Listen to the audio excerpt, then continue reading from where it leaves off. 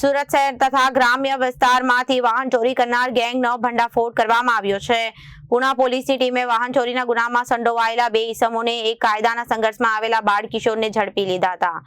આરોપીઓ પાસેથી ચોરીના કુલ 9 વાહનો, મોટરસાયકલ, મોપેડ જપ્ત કરાયેલી વાહનોની અંદાજિત કિંમત ₹2,80,000 છે। પુણા પોલીસ સ્ટેશન વિસ્તારમાં પેટ્રોલિંગ દરમિયાન બાતમીના આધારે કાર્યવાહી કરવામાં આવી હતી।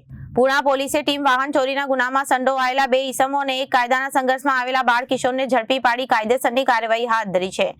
આરોપીઓ પાસેથી ચોરીના કુલ 9 વાહનો, મોટરસાયકલ, મોપેડ જપ્ત કરવામાં આવ્યા હતા। વાહનોની કિંમત અંદાજિત કુલ ₹2,80,000 આંકવામાં આવી અને પુણા પોલીસ સ્ટેશન વિસ્તારમાં પેટ્રોલિંગ દરમિયાન બાતમી મળી હતી, જેના આધારે સર્વેલન્સ સ્ટાફે અને પુણા પોલીસની સંયુક્ત સફળ કામગીરી કરી હતી।